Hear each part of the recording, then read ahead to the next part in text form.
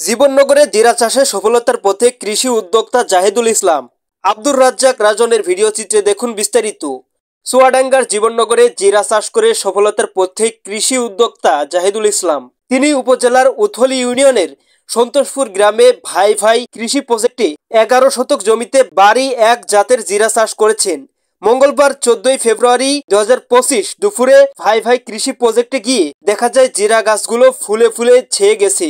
ভাই ভাই কৃষি প্রজেক্টের স্বত্বাধিকারী কৃষি উদ্যোক্তা জাহিদুল ইসলাম বলেন, জীবননগর কৃষি অফিসের সার্বিক সহযোগিতায় মশলার উন্নত জাত ও প্রযুক্তির সম্প্রসারণ প্রকল্পের আওতায় গত বছরের নভেম্বর মাসে জমিতে বেড করে 11 শতক জমিতে আমি জিরার বীজ বপন করি। জিরা গাছে ফুল এসেছে, ফলও আসতে শুরু করেছে।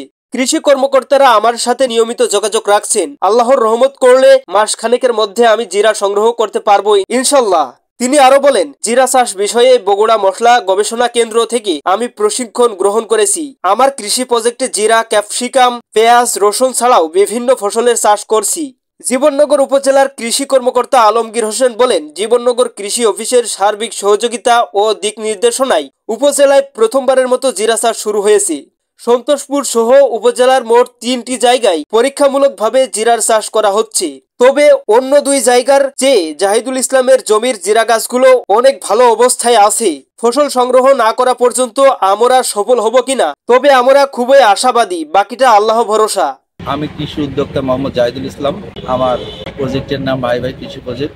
আমি এবার নতুন একটা চাষ করছি, জিরা চাষ, যেটা আপনারা দেখতে পাচ্ছেন।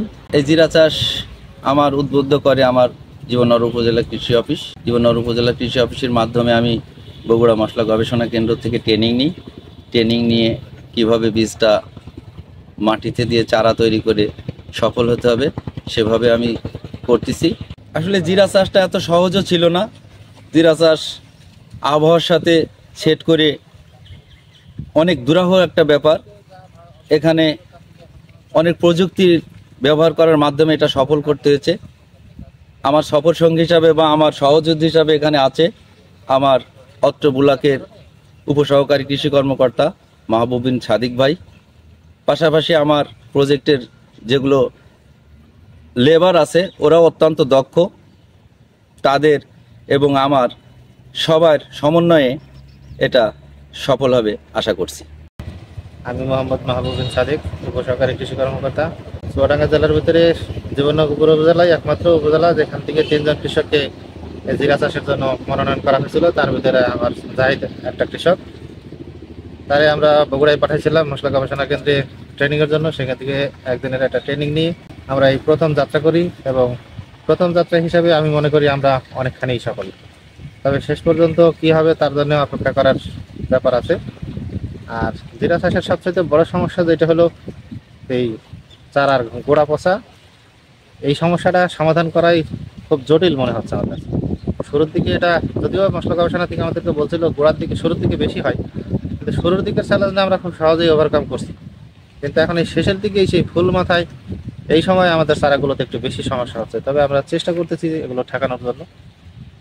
যথাসাধ্য চেষ্টার পরে এখনো পর্যন্ত মোটামুটি আমরা 80% সাকসেস আছি বলা যায়।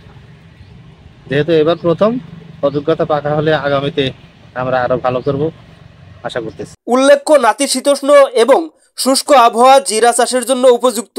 সঠিক পরিচর্যায় সহজেই হেক্টর প্রতি 600 থেকে 800 কেজি জিরার ফলন পাওয়া সম্ভব। সুনিষ্কাশিত উর্বর, গভীর এবং বেলে দোআঁশ মাটি জিরা চাষের জন্য উত্তম। আল জাবের, বিজে টিভি, ঝিনাইদহ।